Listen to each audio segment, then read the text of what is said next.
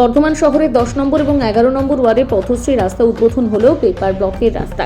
মুখ্যমন্ত্রী মমতা বন্দ্যোপাধ্যায় প্রকল্প চালু করেছিলেন, তারপর থেকে গোটা বাংলা বিভিন্ন স্তরে এই প্রকল্পের শুভ সূচনা হচ্ছে। বর্ষার সময় বর্ধমান শহরে বিভিন্ন ওয়ার্ডে বেহাল অবস্থা ছিল রাস্তার।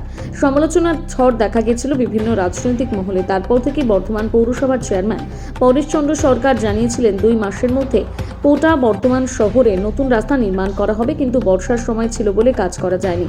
সেই কথা মতন শুরু হয়ে গেল পেপার ব্লকের রাস্তা। আজ আনুষ্ঠানিকভাবে পথশ্রী রাস্তা শুভ উদ্বোধন করলেন বর্ধমান দক্ষিণের বিধায়ক খোকন দাস, বর্ধমান পৌরসভার চেয়ারম্যান পরেশচন্দ্র সরকার, বর্ধমান পৌরসভার সম্পাদক জয়রঞ্জন সেন সহ অন্যান্য ওয়ার্ডের কাউন্সিলরগণ।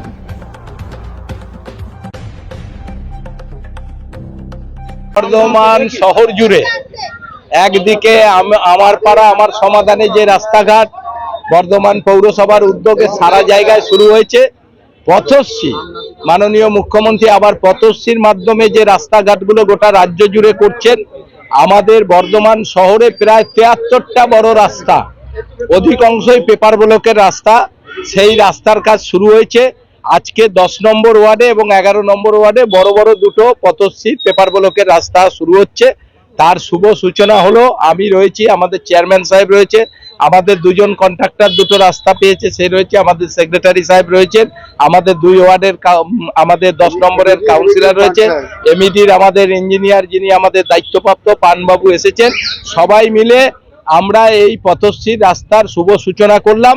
সারা শহর জুড়ে প্রায় 73টা বড় বড় রাস্তা পথশ্রীর মাধ্যমে হচ্ছে, আর 1335টা ছোট রাস্তা যেটা আমার পাড়া আমার সমাধানের কাজ চলছে।